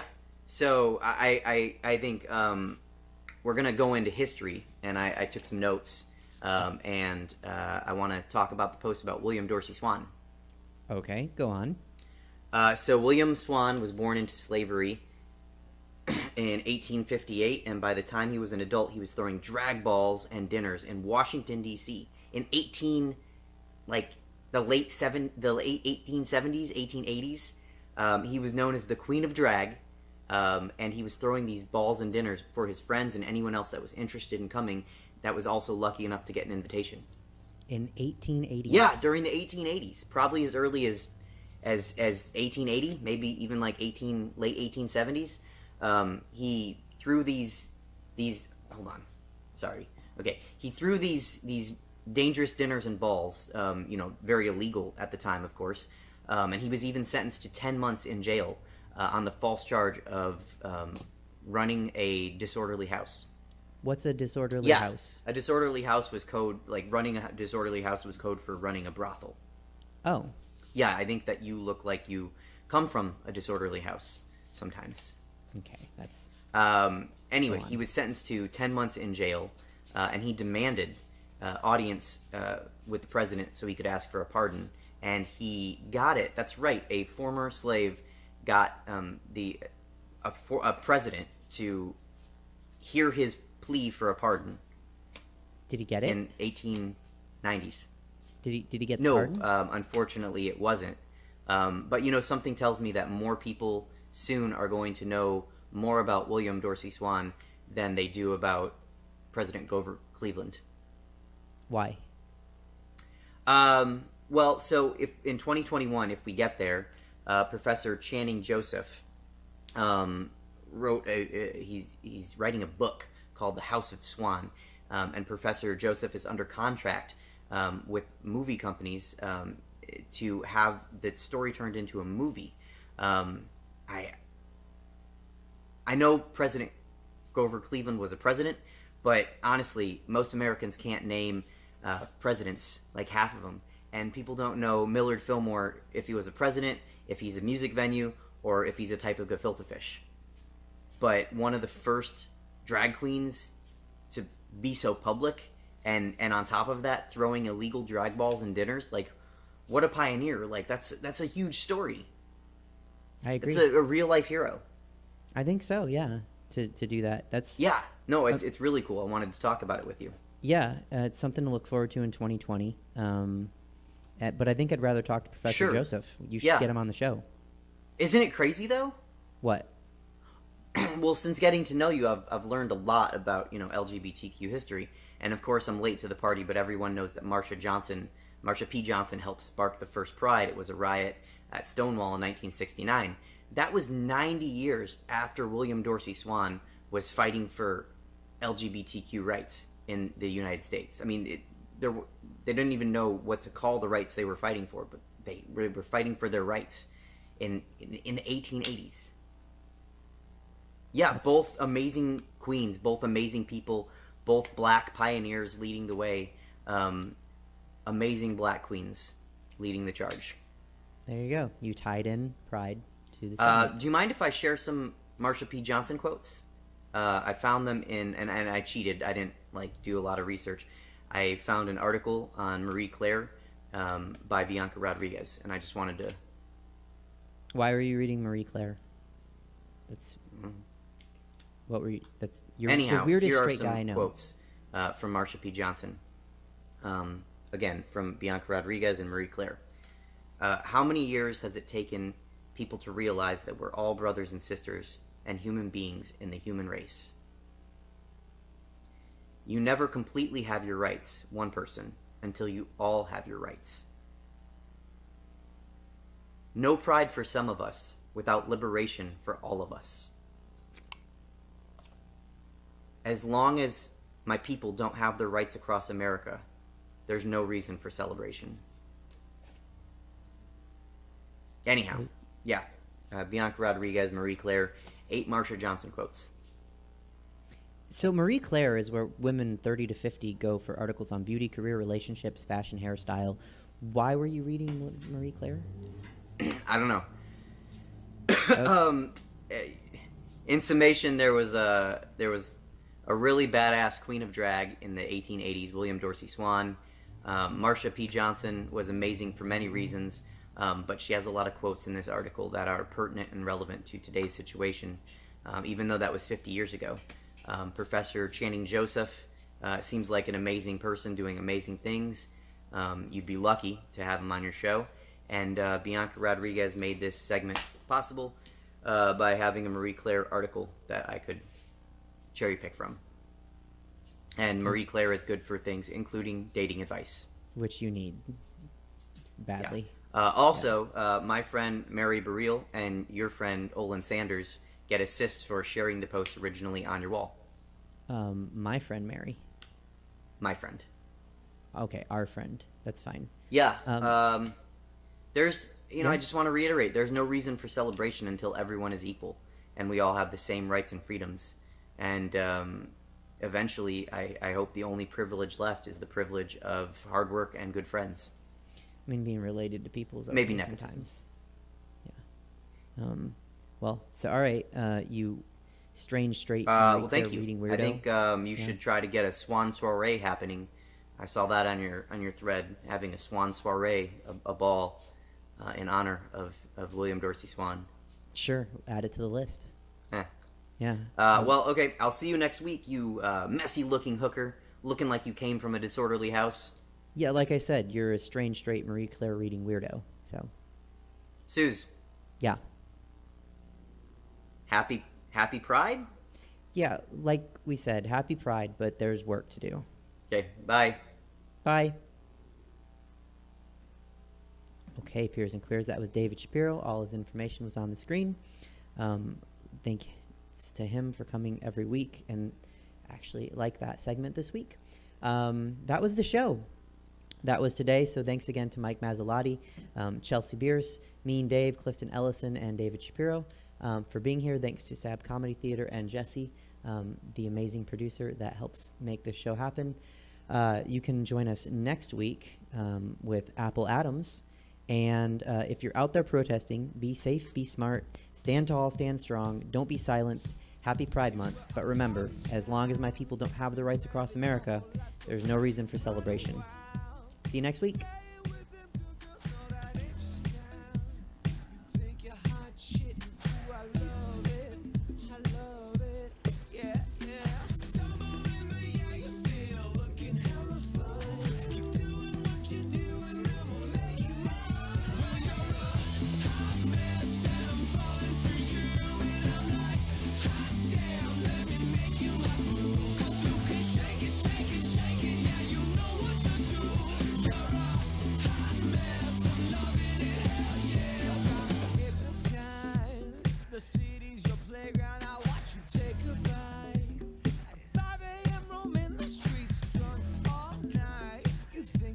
Shit.